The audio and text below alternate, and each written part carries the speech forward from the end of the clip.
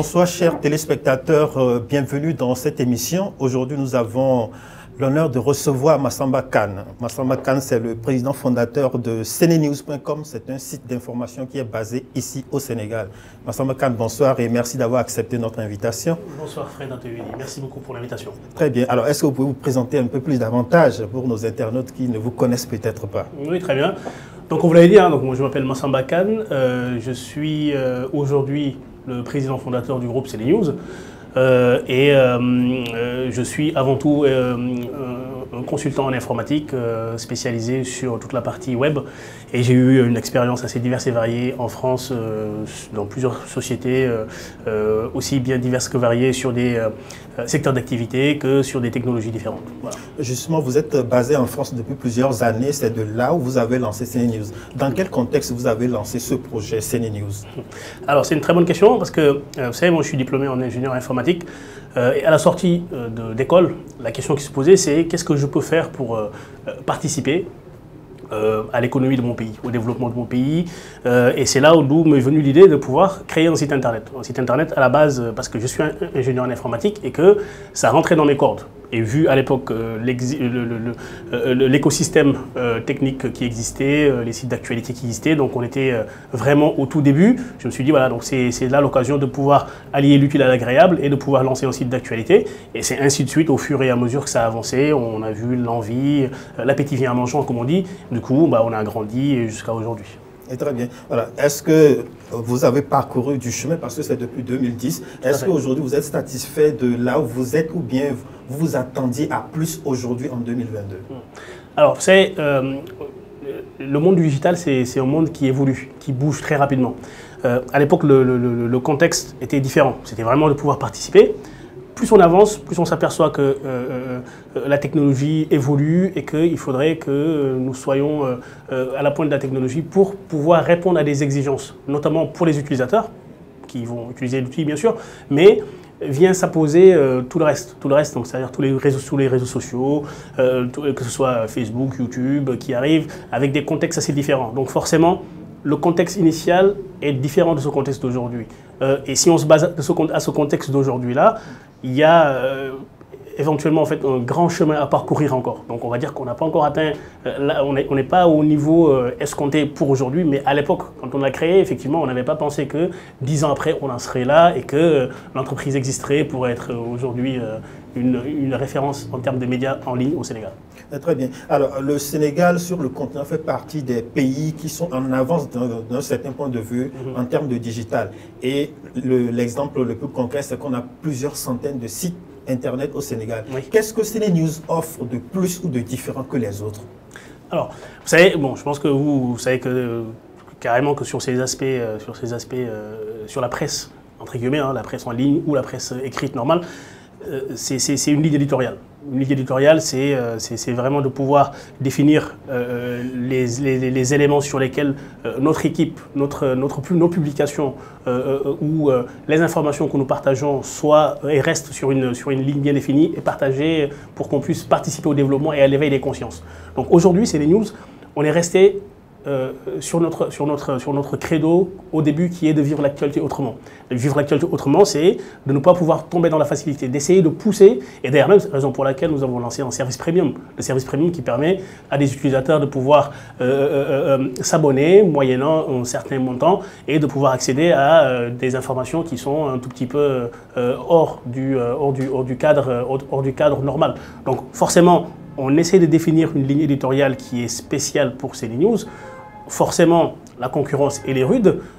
Sur certains aspects, on essaie quand même de rester, de faire en sorte que à chaque fois qu'un utilisateur rentre sur CNews, qu'il puisse apprendre quelque chose. Parce qu'il y a quand même ce côté, tant qu'on sort des informations et que les utilisateurs peuvent venir et apprendre quelque chose en sortie, parce qu'il y a des informations forcément qui sont, on va dire, des informations d'actualité, qui ne rentrent pas dans le fond du sujet. Mais dès lors qu'on rentre sur CNews, on a d'autres actualités sur lesquelles quelqu'un qui souhaite aiguiser sa connaissance ou ses compétences sur un sujet peut aller creuser plus loin. Donc voilà, donc on essaie vraiment d'allier l'utile à l'agréable et de rester quand même un tout petit peu sur les fondements du journalisme et aussi du sérieux en fait que en tout cas, je pense qu'il est attendu sur toute la presse en ligne. Très bien. Du sérieux, ça veut dire qu'il y a certainement de l'information sérieuse sur CNews. Alors, vous parliez tantôt du premium. Quel est le profil de ceux qui consomment vos informations premium? Ça, c'est une chose. La deuxième chose, est-ce qu'en Afrique, est-ce qu'on accepte de payer de l'information? Payer pour avoir de l'information en ligne? Alors, c'est une très bonne question. Hein. C'est vrai qu'au tout début, en 2017, quand on a lancé ce service premium-là, on s'était posé plusieurs fois cette question-là, de savoir est-ce que c'est quelque chose qui peut, dans quelques années, atteindre un niveau avec beaucoup de personnes qui peuvent adhérer à ce concept-là. Et depuis lors, effectivement, on a parcouru du chemin et on s'aperçoit que si on compare par rapport au monde occidental de manière générale, les utilisateurs ou les lecteurs là-bas sont à un niveau de connaissance déjà et ce qui les intéresse, c'est d'approfondir. Alors qu'aujourd'hui, nous, on est vraiment sur l'instantané. On est sur l'instantané, donc c'est les habitudes en fait, de lecture qui sont totalement différentes. Mais heureusement que les Sénégalais, les Africains sont dans la diaspora et qu'on arrive à voir un peu partout des choses et que ces personnes qui ont voyagé, qui sont à l'étranger et même qui sont au Sénégal, qui sont aujourd'hui abonnés sur des sites en premium, ont besoin de pouvoir creuser plus ou moins un certain nombre de sujets. Et donc du coup, forcément, ces personnes-là, on doit les accompagner. Et du coup, ces personnes-là, on les a bien au Sénégal, à l'étranger. C'est des personnes, on va dire, qui sont d'un niveau intellectuel quand même beaucoup, je dirais pas élevé, mais en tout cas, voilà, d'un niveau intellectuel au-dessus de la moyenne. Donc, qui cherchent à aller plus loin et qui ne se suffisent pas juste de l'information à l'instantané sans pour autant rentrer dans le fond du sujet. Alors, le Sénégal, je l'ai dit tantôt, c'est plusieurs centaines de sites d'information. Quel est le positionnement de CNews par rapport à ces centaines-là? Voilà. Alors, vous avez bien fait de rappeler que l'écosystème, c'est un écosystème assez divers et varié, parce qu'aujourd'hui, malheureusement, et heureusement, parce que malheureusement, dans le sens où on peut se réveiller du jour au lendemain et créer un site web, heureusement, tout le monde a le droit d'entreprendre et tout le monde a le droit de pouvoir créer son site internet parce que aussi c'est des compétences partagées. Parce que le numérique, c'est la compétence aujourd'hui qui, plus on avance, la partie digitale et numérique seront partagées par quasiment toutes les personnes. Aujourd'hui, CNews se positionne dans le top 3 des sites au Sénégal, des sites d'actualité au Sénégal. C'est vrai que ce top 3-là, on va dire c'est un classement mouvant en fonction des périodes, en fonction... parce que vous savez que, tout simplement, aujourd'hui, l'écosystème est galvanisé, on va dire, par les GAFA, hein, Google, Amazon, Facebook, Apple, qui, plus ou moins, entre guillemets, peuvent décider de la vie ou de mort, entre guillemets, d'un média, hein, en fonction de comment je suis référencé dans les moteurs de recherche, comment je suis vu sur Facebook, comment je suis vu sur YouTube, sur Apple, sur mon application, ainsi de suite. Donc, qui sont mis bout à bout les éléments qui, aujourd'hui, et ce n'est pas forcément qu'au Sénégal ou en Afrique, hein, dans le monde, en fait, mis bout à bout, ces GAFA-là ont un fort impact, en fait, on va dire, sur les médias en ligne. Donc forcément, en fonction de la situation, en fonction des niveaux de suivi, des différents concurrents, des nouveaux sites web ou même de la concurrence étrangère, en fonction de ces éléments-là, c'est assez mouvant, on peut balbutier, monter deuxième, troisième, de temps en temps même, parce que voilà, la situation est complexe, parce qu'il faut être transparent quand même, il ne faut pas dire qu'on est le numéro 1, voilà, mais voilà, donc ça peut balbutier, à un moment donné, on est resté très très très longtemps au niveau 2, le deuxième site le plus visité au Sénégal. Alors je rappelle à nos internautes que nous recevons Massamba Kane, c'est le président fondateur du site d'information CNews, un site qui est lancé depuis 2010 et qui est en train de faire son bonhomme de chemin. Alors, Massamba Kane, les sites d'information, voilà, je l'ai dit, je le redis encore, il y en a une floraison au Sénégal aujourd'hui. Alors, quel est le modèle économique de CNews? Alors, le modèle économique, c'est tout simple. Hein. C'est comme tous les médias, en ligne, c'est la publicité. C'est la publicité qui fait vivre. La publicité via les grands éditeurs en ligne, les éditeurs en ligne, notamment Google, et aussi le marché local. Parce que le marché local, c'est un marché en balbutiement. Il y a plusieurs demandes. Il y a plusieurs entreprises qui commencent à digitaliser, qui commencent à comprendre l'importance que le numérique peut apporter à leur métier et qui finalement se tournent maintenant vers nous pour pouvoir avoir de la visibilité. Donc forcément, quand on parle de publicité, on parle de la publicité vidéo, la publicité display, donc ce sont les bannières qu'on peut afficher sur le site. On peut aussi parler de la communication, parce qu'aussi on est un site d'information et aussi on est un site de communication. C'est l'un des nombreux services que le groupe CNews aussi vend à travers ces différents sites web que nous avons. Voilà, donc la publicité, la communication et la visibilité sur le site. Est-ce qu'aujourd'hui, les annonceurs préfèrent de plus en plus une communication digitale via les médias sociaux comme les vôtres ou bien les réseaux sociaux plutôt que la publicité classique avec les médias mainstream? Alors, c'est en fonction du public qui est ciblé. En fonction du public qui est ciblé, on peut adopter une stratégie qui peut être différente en fonction du temps, du moment, du besoin, comme je disais, en fait, de la cible. Et aujourd'hui, on s'aperçoit que plus on avance, parce qu'au tout début, c'était vraiment je vais à la télé, à la radio. Maintenant, on y va en disant que je vais à la télé, à la radio et sur Internet. Ça devient en fait quelque chose, en fait, c'est l'Internet first, comme je dis en fait. C'est l'Internet first, c'est-à-dire que je vais d'abord sur Internet et après je me ramifie sur les autres médias classiques. Donc forcément, en fait, nous, on s'y retrouve, on arrive à grignoter, on va dire, un tout petit peu de part de marché, même si c'est compliqué, parce que, comme vous le savez, on est dans un écosystème où il faut avoir du réseau, il faut connaître. Il faut, pour que ce soit facile, voilà, c'est pas forcément facile, voilà, tranquille, voilà. Donc, il faut vraiment se rapprocher de ces personnes-là qui décident et de pouvoir négocier avec eux. Ça demande un effort considérable en marketing, en communication, et voilà, malgré tout, on arrive quand même à faire notre bonhomme de chemin et à continuer d'exister aussi. Très bien. Alors, où se trouvent les lecteurs de CNews dans le monde?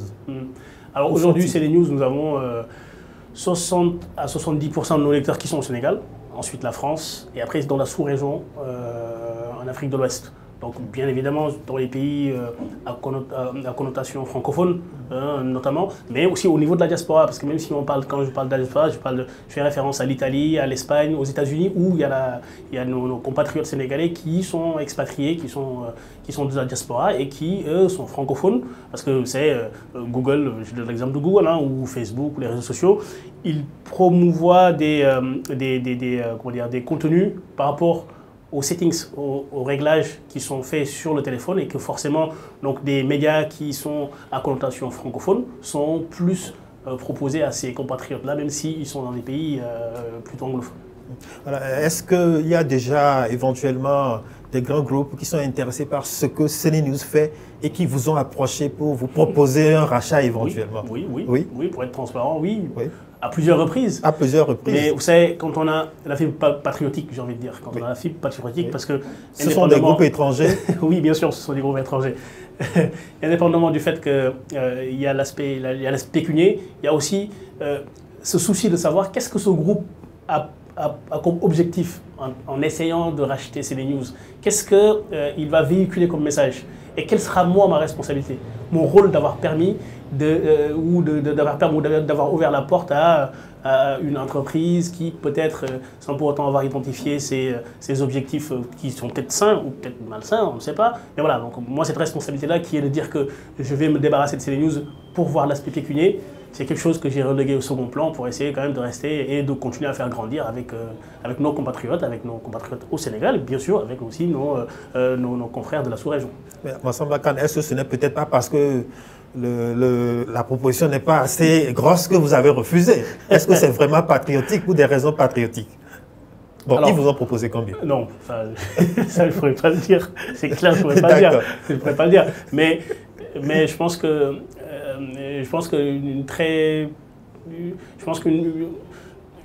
beaucoup de personnes auraient pu accepter ces propositions-là. Mais voilà, mais encore une fois, l'avantage c'est que quand on aime quelque chose et qu'on le fait parce que c'est une passion et qu'on cherche vraiment à développer et que finalement le fait de pouvoir rayonner CNews et de voir qu'aujourd'hui on participe et qu'on fait partie des médias qui sont on va dire voilà on va dire voilà, on ne peut pas se passer de ces médias-là quand on veut faire une campagne de communication, quand on cherche à faire passer une information, forcément ça je pense que c'est le plus grand réconfort en fait, de pouvoir dire qu'aujourd'hui on peut voir des cas sur lesquels nous, à CNews, on peut en parler pour aider, pour permettre de décanter une situation, de voir des personnes sur lesquelles qui sont dans des situations où voilà, ils ont besoin qu'une médiatisation soit faite sur un dossier X ou Y pour qu'il y ait un avancé sur ce sujet-là et que nous, qu'on y participe. je pense que c'est la meilleure... voilà, on ne pouvait pas attendre mieux que ça. Très bien. Le patriotisme, c'est important pour nous, Africains.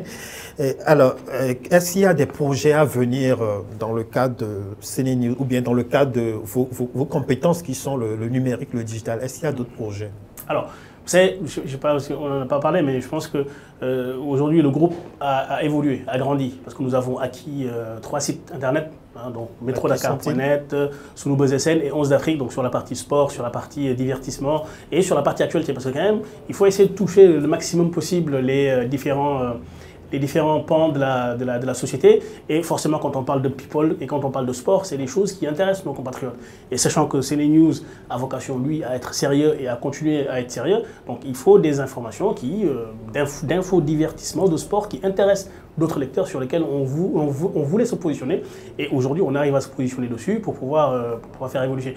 Donc forcément, le fait de faire grandir le groupe avec de nouveaux médias, avec de nouvelles stratégies, forcément, c'est quelque chose parce que ça nous permet forcément, nous, de pouvoir développer notre audience, mais aussi de développer notre part de marché, parce que ce sont des sites qui ont chacun plusieurs abonnés, ce qui fait qu'aujourd'hui, le groupe a à peu près 5 millions d'abonnés dans les réseaux sociaux, donc c'est quelque chose de pas négligeable. Donc, de chercher à grandir, de chercher à avoir, à plus se faire connaître, et aussi surtout de chercher à informer vrai et juste.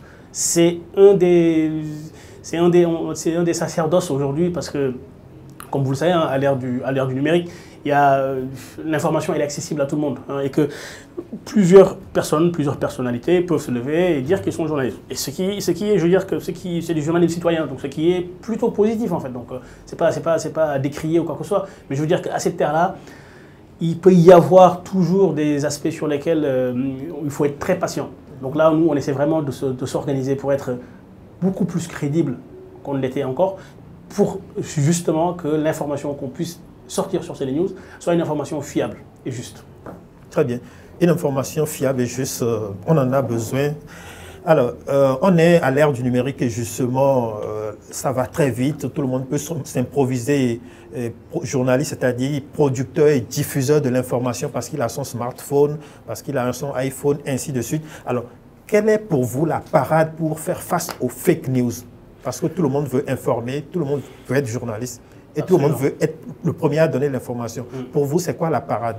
Alors, pour moi, la parade, elle n'est pas dans la sanction. Elle n'est pas dans la sanction pure et dure. C'est-à-dire que voilà, quelqu'un qui donne une fake news, il faut essayer de l'inviter à répondre à des convocations policières, etc. Il faut d'abord anticiper. Et c'est dans l'anticipation. Ce n'est pas dans la sanction. Il faut anticiper. Anticiper, c'est quoi? Anticiper, c'est réguler. Et il faut une régulation. Aujourd'hui, malgré tout ce qu'on peut dire, il n'y a pas une régulation assez forte qui est mise en place aujourd'hui dans le domaine où nous exerçons. Ce qui est dommage, parce que nous, notre objectif pour nous en tant qu'entreprise, c'est de pouvoir être sûr que, parce que mine de rien, nous employons des personnes, nous sommes aujourd'hui 25 personnes à CNews, nous payons des impôts, donc ne serait-ce que peu par rapport à tous ces aspects-là sur lesquels on participe aujourd'hui à la vie de la société, on souhaite qu'il y ait une régulation, on souhaite que notre métier, notre milieu soit protégé et qu'on puisse se projeter, en fait, qu'on puisse se dire que voilà, dans 10 ans, dans 15 ans, dans 20 ans, on pourra être à tel niveau. Aujourd'hui, avec ce manque de régulation-là, et que tout le monde qui s'improvise, et encore une fois, c'est pas le fait de décrier ça, mais c'est juste de les aider, de les accompagner pour qu'ils comprennent, pour qu'ils connaissent, pour qu'ils sachent qu'il y a une formation de base à faire pour s'autoproclamer journaliste, pour avoir les compétences de le faire, pour analyser, pour pouvoir décrypter un certain nombre de situations. Donc il faut réguler d'abord, il faut réguler, il faut aider, il faut accompagner, il faut former, surtout, et éviter la sanction, pour que la partie fake news soit de plus en plus réduite. Très bien, très bien. Les fake news, bon, le journal peut parfois se tromper de bonne foi, mais sauf que quand on parle de fake news, parfois l'intention est claire de donner une fausse information pour manipuler l'opinion, notamment en période d'élection. Et c'est ainsi d'ailleurs en France, chez vous, se sont spécialisés dans ça. C'est de cela que nous parlons. Effectivement. Pas que le journaliste qui se trompe.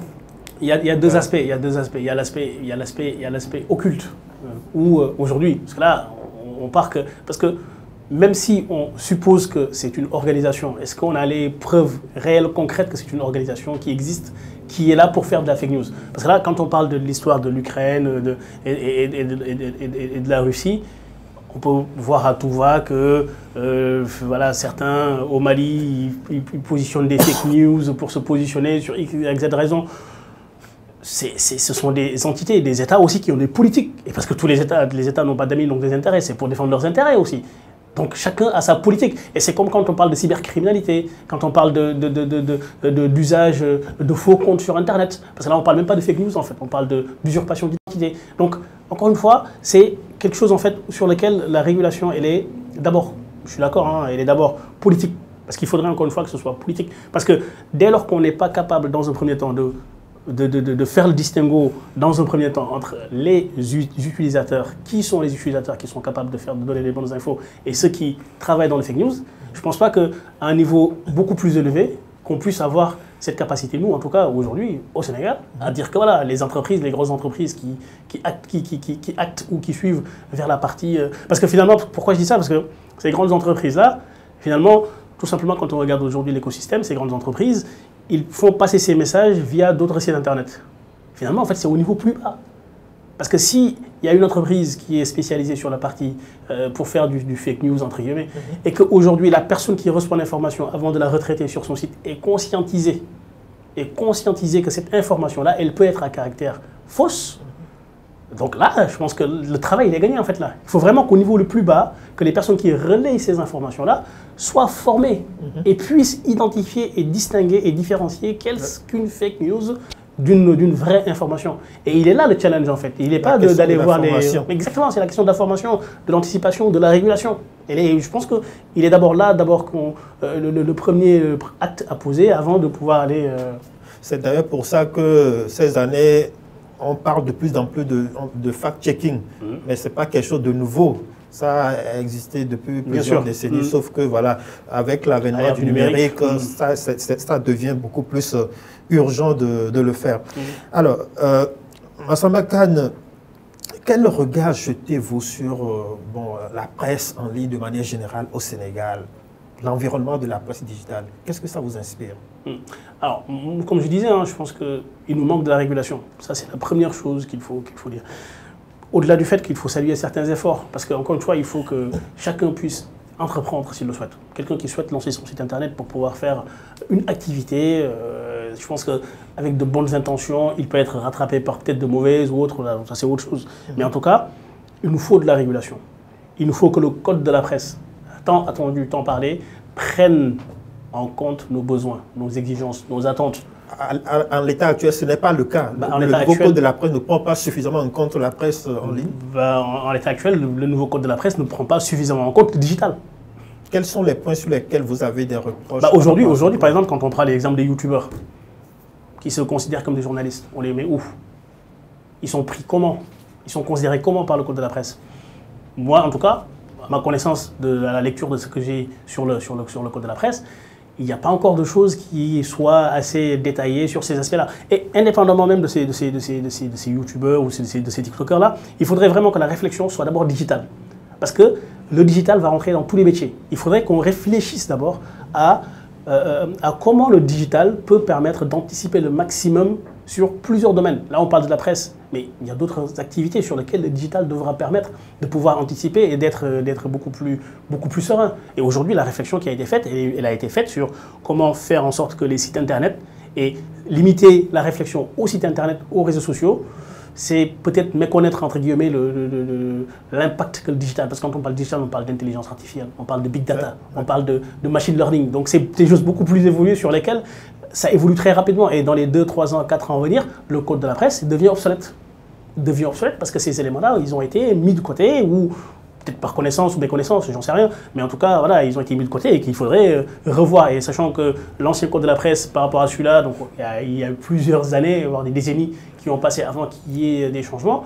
Donc moi, j'aurais tendance à dire que voilà, la réflexion devrait être plus globale pour prendre en compte tous ces aspects-là. Et vous, en tant qu'acteur de la presse en ligne, justement, est-ce que vous avez fait des propositions et envoyé à ceux qui ont travaillé autour de ce projet-là? Alors moi, à titre personnel, non.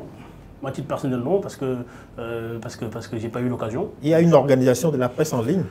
Alors, il y a l'association de la presse en ligne qui devrait faire son job et qui ne le fait pas. Il faut le dire, hein, l'association de la presse en ligne ne fait pas son job. Voilà. Est-ce que vous leur avez fait des propositions? Ah, mais carrément. Peut-être qu'ils n'en ont pas conscience. Vous savez, peut-être pas conscience. moi, je dis qu'une entreprise, une association de presse qui demande au président de la République de ne pas faire un troisième mandat, il faudrait commencer d'abord par respecter d'abord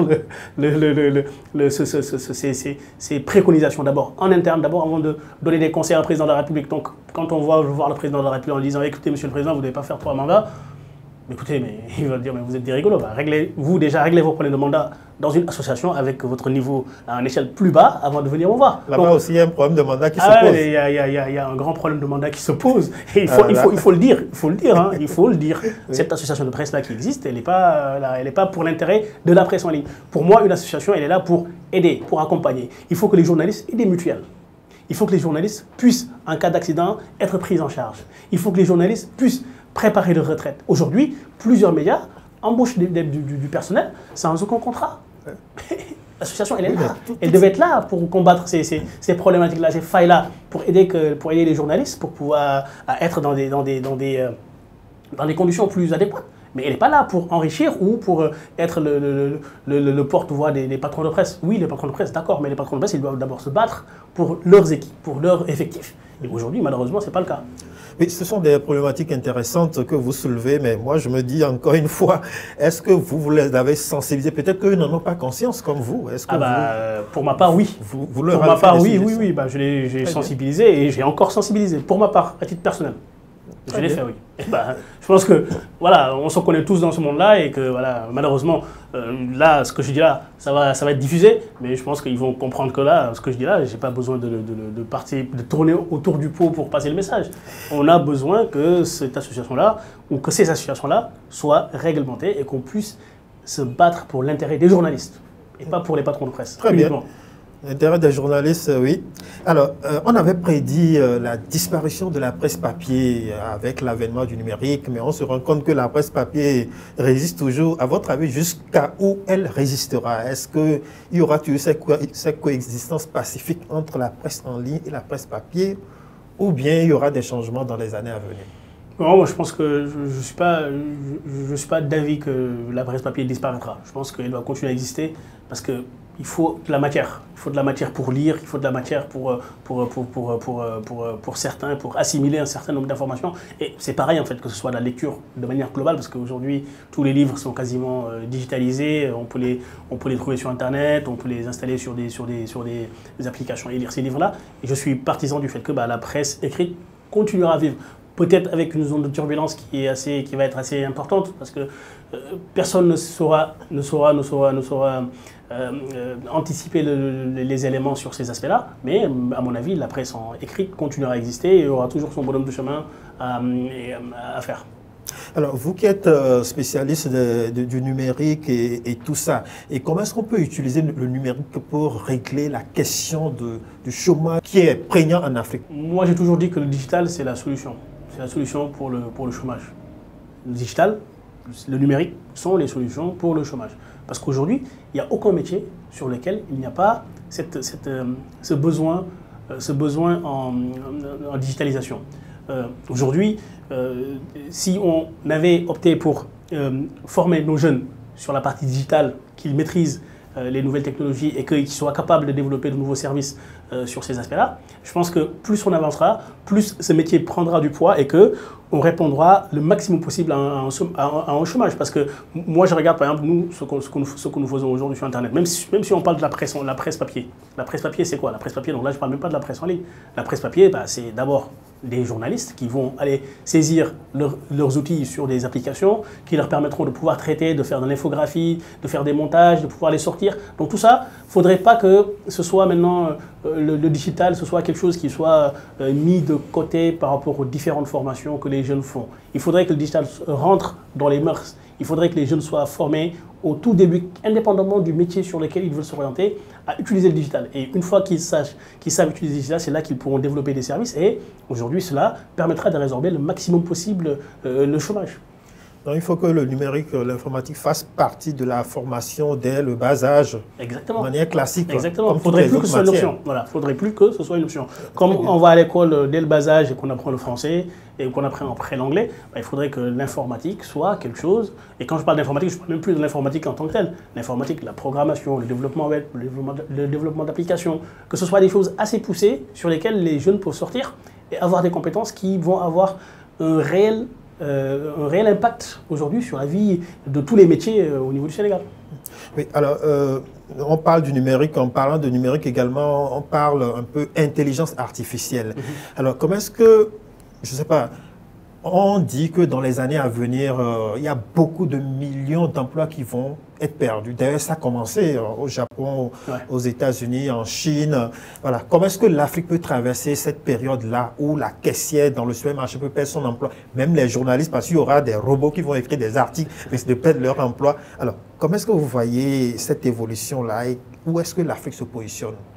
Alors, j'aime bien l'exemple, là, les journalistes vont perdre leur emploi et les robots vont créer. Vous savez que c'est quelque chose qui existe déjà, en fait, ce truc-là. C'est même pas... Aujourd'hui, quand on parle de la sémantique, parce qu'aujourd'hui, je donne l'exemple, quand on regarde les moteurs de recherche, comment ils fonctionnent. Le moteur de recherche, il n'est pas capable de dire, voilà un titre, voilà une image, ça c'est le chapeau, ça c'est la conclusion, ça c'est ce qu'on appelle la sémantique web. Et la sémantique web, ce sont des métadonnées que quand on publie un article sur Internet, on rajoute des métadonnées qui sont liées à un titre, à un chapeau, à une image, à une conclusion, à un texte, à un lien, et que finalement, avec cette sémantique web-là, l'intelligence artificielle donc, vient s'y greffer, ça permet de pouvoir faire tous les liens qui puissent exister. Aujourd'hui, c'est le mode de fonctionnement, par exemple, de Wikipédia. Wikipédia fonctionne dans ce domaine-là. Aujourd'hui, quand on regarde un article sur Wikipédia, quasiment, on a tous les éléments sur la personne qui sont automatiquement rassemblés en un claquement de doigts. Pourquoi? Parce qu'il y a une certaine sémantique qui a été positionnée et qui est capable aujourd'hui d'écrire des articles du français qui n'est pas corrigé et sans quasiment aucune faute et qui soit intelligible, bien évidemment par l'humain et aussi par la machine. Donc forcément, l'intelligence artificielle a déjà commencé son bout de chemin. Et là, on parle maintenant de machine learning. Voilà, donc on va encore beaucoup plus loin. Et c'est d'où l'importance pour nous. Parce que quand on regarde l'exemple aujourd'hui, nous en Afrique, sur la partie 4G par exemple, quand on fait la comparaison avec ce qui s'est fait en Occident, où ils avaient initialement passé sur l'objectif de mettre en place, de fibrer, d'installer des fibres optiques un peu partout, nous on a sauté quasiment cette étape-là parce que la fibre optique, et on est parti à l'ère de la 4G. Donc on a sauté cette étape, on a pris de l'avance par rapport même à ces pays occidentaux-là. Donc il faudrait qu'on sache dès maintenant exploiter cette avance-là, parce qu'eux, ils sont en train d'utiliser la fibre, et tant qu'ils n'ont pas rentabilisé ces investissements qu'ils ont faits, ils ne vont pas 100% promouvoir le fait de passer totalement sur la 4G ou sur la 5G. Donc nous, on a cette avance-là. Donc le fait d'avoir cette avance-là, ça devrait nous montrer que le fait d'anticiper le maximum possible sur ces aspects-là, d'anticiper et aussi de se doter des compétences. Parce que, indépendamment du fait qu'on puisse anticiper ou pas, encore une fois, comme je dis, les États n'ont pas d'avis, ils ont des intérêts. Donc nous, tant qu'on n'est pas capable, nous, de développer et de défendre nos propres intérêts sur ces aspects digitaux, en fait, on sera toujours largué au second plan. Il faudrait vraiment que ce soit une question politique et que ce soit une envie de nos dirigeants, que ce soit une envie de nos experts aussi à pouvoir former les jeunes à maîtriser ces compétences-là pour que demain, on puisse être dans des meilleures conditions pour pouvoir concurrencer sur ces aspects intelligence artificielle. Très bien. Alors, Massamba Kane, je sais que vous êtes basé en France depuis plusieurs années. Est-ce qu'il y a un projet de retour ou bien comment est-ce que vous travaillez avec l'Afrique? Moi, je suis intéressé par les questions d'entrepreneuriat des jeunes. Comment est-ce que vous participez avec votre parcours et vos expériences sur le continent? Alors, je pense que tous les Sénégalais, en fait, moi je ne connais pas de Sénégalais qui n'a pas cette envie de retourner au Sénégal pour venir travailler. Donc je parle des Sénégalais parce que c'est l'environnement que je maîtrise et que je côtoie beaucoup de Sénégalais en France. Aujourd'hui, il faudrait que les conditions du retour soient favorables, soit que ceux qui veulent investir puissent le faire. Et aussi, il faudrait que les personnes qu'on trouve aussi sur place puissent nous accompagner à le faire. Parce que pléthore de Sénégalais, il y en a qui souhaitent revenir, mais qui te disent, en fait, je n'ai pas une personne de confiance. Je ne sais pas comment, ou même des expériences qu'on entend de personnes de Sénégalais qui ont investi, qui sont revenus et qui se sont fait, entre guillemets, rouler la farine, et qui retournent les mains vides. Je pense qu'en fait, c'est un écosystème. En fait. Il faudrait vraiment que que l'on sache, qu'on soit tous conscients en fait, du fait que les Sénégalais veulent revenir. Les Africains même de manière générale veulent revenir. Mais il faut que les conditions politiques, les conditions sociales, les conditions politiques et sociales soient réunies pour que qu'on puisse avoir le courage de le faire. Moi, je le fais parce que là je suis là, donc j'entreprends avec depuis plusieurs années. Mais je pense que plusieurs autres Sénégalais sont dans le même contexte, dans la même situation. Ils souhaitent revenir et que malheureusement il y a plusieurs éléments qui font que ils ne sont pas forcément rassurés sur le fait de dire que moi j'ai une situation quasiment stable ailleurs. Si je laisse quelque chose de stable et que je vais, forcément le risque zéro n'existe pas, mais que ce soit un risque maîtrisé. Et par contre, de dire que je laisse tout pour aller m'exposer à un risque maximum qui est très élevé est assez compliqué. Voilà, donc c'est un appel du cœur que je fais, mais vraiment pour que l'écosystème puisse évoluer, puisse changer et que le système fiscal, le système d'investissement puisse être assez attrayant plutôt pour les Africains, pour qu'ils puissent revenir en Afrique investir, parce qu'il y en a qui veulent le faire, mais ils ne sont pas poussés, ils ne sont pas motivés et finalement tout est politique entre guillemets. Voilà, c'est une question politique et il faut que les décisions politiques suivent dans ce sens. Alors j'espère que les autorités nous suivent et qu'ils entendront vos suggestions. Alors nous avons commencé par CNews, il faut qu'on sorte par CNews. Aujourd'hui, CNews, c'est quoi sa valeur? CNews vaut combien aujourd'hui? CNews vaut de l'or. L'or aussi, on peut l'estimer sans prix. Non, mais après, pour moi, en fait, ce qui est important, c'est de se dire qu'est-ce que CNews va apporter à la société. Oui. Voilà. Donc, tant que nous, on est capable et qu'on pousse vers la conscientisation, vers les pratiques des bonnes mœurs, vers l'épanouissement intellectuel, je pense que c'est un apport au-delà du fait de pécuniairement ou financièrement combien on pèse, mais qu'est-ce qu'on apporte réellement à la société. Et je pense que moi je préfère me positionner sur cet aspect-là, voir qu'est-ce que je peux apporter. Parce que le jour où CNews n'apportera pas de valeur ajoutée à la société, pour moi c'est là où ça ne vaudra pas forcément plus grand-chose.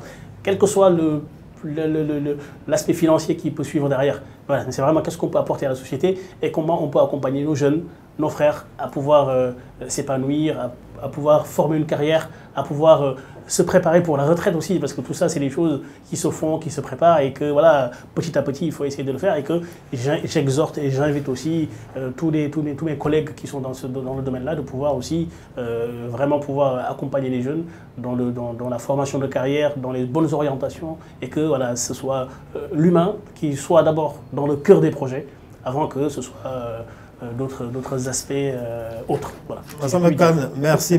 Une bonne réponse pour entrepreneurs africains. Il y a des questions auxquelles les entrepreneurs africains ne répondent jamais. En tout cas, je vous remercie, chers téléspectateurs. Nous vous remercions de nous avoir suivis. Vous êtes sur Africa Globe TV et nous sommes ici dans les studios de CNews avec le directeur, le président fondateur Massamba Kane. Merci et bonne journée à vous. Merci beaucoup.